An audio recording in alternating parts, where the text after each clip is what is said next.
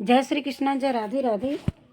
आइए आज हम आपको मंगसिर मास की उत्पन्ना एकादशी की कथा का वर्णन करते हैं, सुनाते हैं। उत्पन्ना एकादशी व्रत कथा मार्गशीर्ष कृष्ण एकादशी। सूत जी कहने लगे कि हे ऋषियों, इस व्रत का वृत्तांत और उत्पत्ति प्राचीन काल में भगवान श्री कृष्ण ने अपने परम भक्त युधिष्ठिर से कही थी और आज वही मैं तुमसे कहता हूँ। एक समय युधिष्ठिर ने भगवान से पूछा था कि एकादशी व्रत किस विधि से किया जाता है और उसका क्या फल प्राप्त होता है। उपवास के दिन जो क्रिया की जाती है, आप कृपा करके मुझसे कहिए। यह वचन सुनकर के श्री कृष्ण जी कहने लगे कि हे युधिष्ठिर, मैं तुमसे एकादशी के व्रत का महात्म्य कहता हूँ, सुनो। सर्वप्रथम हेमंत ऋतु में मार्गशीर्ष कृष्ण एकादशी के व्रत, इस व्रत को मार्गशीर्ष कृष्ण एकादशी से इस व्रत को प्रारंभ किया जाता है और 10वीं को सायंकाल भोजन के बाद अच्छी प्रकार से दातून करें ताकि अन्न का अंश मुंह में न रह जाए। रात्रि को भोजन कदापि न करें, न अधिक बोले। एकादशी के दिन प्रातः 4 बजे उठ करके सबसे पहले व्रत का संकल्प करें और इसके पश्चात शौच आदि से निवृत्त होकर के आप जल से स्नान करें। व्रत करने वाला चोर, पाखंडी, पर स्त्रीगामी, निंदक, मिथ्याभिलाषी और मिथ्याभाषी तथा किसी भी प्रकार के पापी से बात न करें। स्नान के पश्चात धूप दीप नैवेद्य और स्नान के बाद धूप दीप नैवेद्य सब चीज़ों 16 चीज़ों से भगवान का पूजन करें और रात को दीपदान करें। रात्रि में सोना या प्रसंग नहीं करना चाहिए। सारी रात भजन कीर्तन आदि करना चाहिए। जो कुछ पहले जाने अनजाने में पाप हो गए हों उनकी क्षमा मांगनी चाहिए। धर्मात्मा पुरुषों को कृष्ण और पक्ष और शुक्ल दोनों पक्षों की एकादशियों को समान ही समझना चाहिए। और जो मनुष्य हमारी ये कथा की बताई के अनुसार एकादशी व्रत करते हैं, उन्हें शंखोद्वार तीर्थ में स्नान करके भगवान के दर्शन करने से जो फल प्राप्त होता है वह एकादशी व्रत के 16वें भाग के समान भी नहीं है। और व्यतिपात के दिन दान देने का 1,00,000 गुना फल होता है। संक्रांति से 4,00,000 गुना तथा सूर्य चंद्र ग्रहण के में स्नान दान करने से जो पुण्य प्राप्त होता है वही पुण्य एकादशी के दिन व्रत करने से मिलता है। अश्वमेघ यज्ञ करने से 100 गुना तथा 1,00,000 तपस्वियों को 60 वर्ष तक भोजन कराने से 10 गुना, 10 ब्राह्मणों को अथवा 100 ब्रह्मचारियों को भोजन कराने से 1000 गुना पुण्य भूमि दान करने से होता है। उससे 1000 गुना पुण्य कन्यादान से प्राप्त होता है। इससे भी 10 गुना पुण्य विद्यादान करने से होता है। विद्यादान से 10 गुना पुण्य भूखे को भोजन कराने से होता है। अन्नदान के समान इस संसार में कोई ऐसा कार्य नहीं जिससे देवता और पितर दोनों तृप्त होते हों, परंतु एकादशी के व्रत का पुण्य सबसे अधिक होता है। 1000 यज्ञों से भी अधिक इसका फल होता है और इस व्रत का प्रभाव देवताओं को भी दुर्लभ है। रात्रि को भोजन करने वाले को उपवास का आधा फल मिलता है और दिन में एक बार भोजन करने वाले को भी आधा ही फल प्राप्त होता है। जबकि निर्जला एकादशी रखने वाले का महत्व तो देवता भी वर्णन नहीं कर सकते। युधिष्ठिर कहने लगे कि हे भगवान, आपने हजारों यज्ञ और 1,00,000 गोदान को भी एकादशी व्रत के बराबर नहीं बताया, सो यह तिथि सब तिथियों से उत्तम कैसे हुई, ये मुझे बतलाइए। तो भगवान कहने लगे कि हे युधिष्ठिर, सतयुग में मूर नाम का एक दैत्य उत्पन्न हुआ। वो बड़ा ही बलवान और भयानक था। इस प्रचंड दैत्य ने इंद्र, आदित्य, वसु, वायु, अग्नि आदि सभी देवताओं को पराजित करके भगा दिया।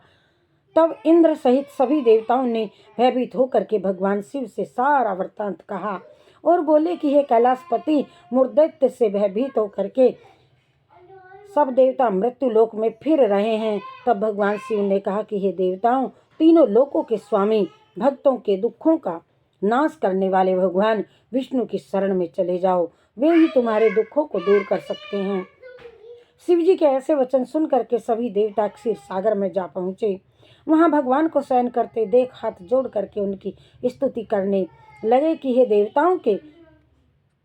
देवताओं के द्वारा स्तुति करने योग्य प्रभो, आपको बारंबार बारंबार आपको नमस्कार है, नमस्कार है। देवताओं की रक्षा करने वाले मधुसूदन, आपको नमस्कार है, नमस्कार है। आप हमारी रक्षा करें। दैत्यों से भयभीत होकर के हम सब आपकी शरण में आए हैं। आप इस संसार के कर्ता, माता और पिता, उत्पत्ति और पालन करता और संहार करने वाले हैं। सबको शांति प्रदान करने वाले हैं। आकाश और पाताल भी आप ही हैं और सबके पितामह ब्रह्मा, सूर्य, चंद्र, अग्नि, सामग्री, होम, आहुति, मंत्र, तंत्र, जप, यजमान, यज्ञ, कर्म करता, भोक्ता भी आप ही हैं। आप सर्वव्यापक हैं। आपके सिवा तीनों लोकों में चर तथा अचर कुछ भी नहीं है। हे भगवान, दैत्यों ने हमको जीत करके स्वर्ग से भ्रष्ट कर दिया है और हम सब देवता इधर उधर भागे भागे फिरते हैं, घूम रहे हैं, फिर रहे हैं। आप उन दैत्यों से हम सब की रक्षा करें, रक्षा करें। इंद्र के ऐसे वचन सुन करके भगवान विष्णु जी कहने लगे कि हे इंद्र, ऐसा मायावी दैत्य कौन है जिसने सभी देवताओं को जीत लिया है? इसका नाम क्या है? इसमें कितना बल है और किसके आश्रय में है और उसका स्थान कहाँ है? ये सब मुझसे कहो। तो भगवान के ऐसे वचन सुन करके इंद्र बोले कि भगवान, प्राचीन समय में एक नाड़ी जंग नामक राक्षस था। उसके महापराक्रमी और लोक विख्यात मुर नाम का एक पुत्र था। पुत्र हुआ, उनकी चंद्रावती नाम की नगरी है और उसी ने सब देवताओं को स्वर्ग से निकाल करके वहां अपना अधिकार जमा लिया है। उसने इंद्र, अग्नि, वरुण, यम, वायु, ईश, चंद्रमा, नैऋत्य आदि सब के स्थान पर अधिकार कर लिया है। सूर्य बनकर के स्वामी प्रकाश करता है वह, और स्वयं ही मेघ बन बैठा है और सबसे अजय है।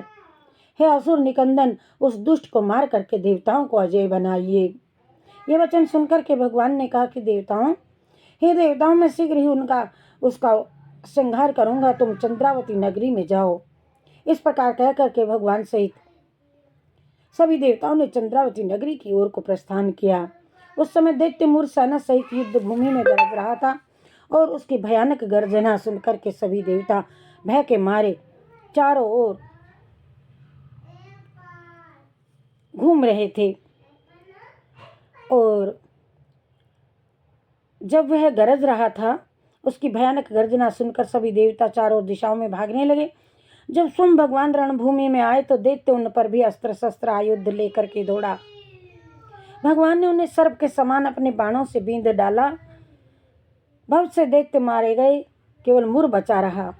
वह अभिचल भाव से भगवान के साथ युद्ध करता ही रहा। भगवान जो भी तीक्ष्ण बाण चलाते वह उनके लिए पुष्प सिद्ध होता। उसका शरीर छिन्न भिन्न हो गया, किंतु वह लगातार युद्ध करता रहा। दोनों के बीच में भी मल्ल युद्ध हुआ। यह युद्ध 10,000 वर्ष तक उनका युद्ध चलता रहा, किंतु मुर नहीं हारा।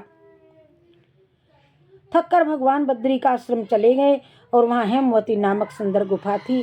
उसमें विश्राम करने के लिए भगवान उनके अंदर प्रवेश कर गए। यह गुफा 12 योजन लंबी थी और उसका एक ही द्वार था।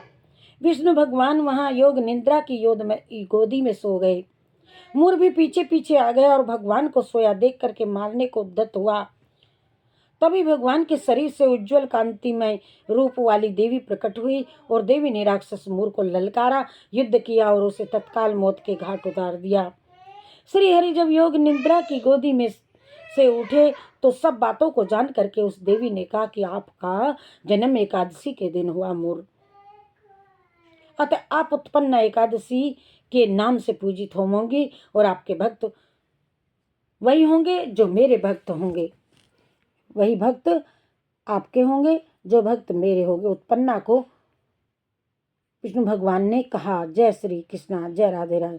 हरि शरणम हरि शरणम हरि शरणम हरि शरणम हरि शरणम हरि शरणम हरि शरणम हरि शरणम।